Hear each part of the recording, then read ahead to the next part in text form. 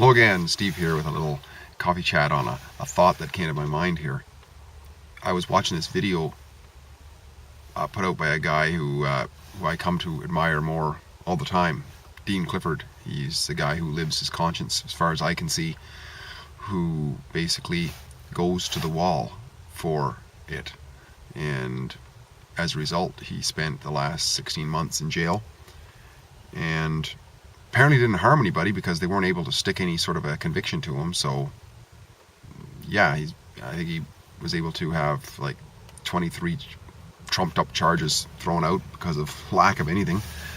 But whatever, that's a little aside. But he's a very passionate kind of guy. That's he comes across as a very passionate guy who has these strong ideals that he wants to put forth in life, in this go round in life, right?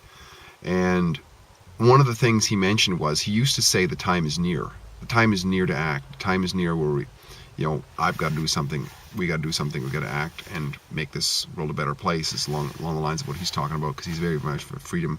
He sort of portrays himself as a freedom advocate, and not only portrays himself but acts as such. And in this video, which is the first video ever he put out since he'd been out of jail, the first day he was out, I think, he talked about how he used to say, the time is near, and now he's saying the time is now. It's no longer about waiting. And I think there's a good message to that for so many of us and so many times in our life, right? I mean, we have this idea that, I'm getting ready, I got to have this, I got to have that, and this in line, and so on. And sometimes that's legitimate. I mean, for example, I've been wanting to do this big project for several years now, but it conflicts with having dependent children. However, I've realized that I can actually start on the project by putting in place the things that I can do that don't jeopardize me being away from the kids and such like that, so that when that time comes, everything's in place. So in that case, yeah, the time is now. And that can probably apply to, so for the things that we say we can't do, that takes care of the rest of them, is at least getting the knowledge, building up the resources and what have you for what we're going to do. I think that's really important. The time is now. I mean, how much life do we really have on this earth? We don't know. We don't know. We don't know if we're here tomorrow. And, a lot of times the excuse is, well, I don't have the money, I don't have the resources. Well, there was a book that was written a few years back by a lady named Bronnie Ware. She was a nurse who worked with people who were dying for many years, 25 years or something. And she wrote this book called Top 5 Regrets of the Dying. And they weren't about getting more resources. They were about things like, I don't have them in front of me in that, but you can just Google them.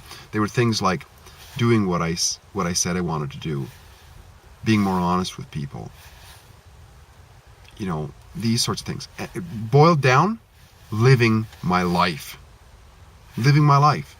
And so often we're living other people's lives, or we're living in the future, or we're living in the past.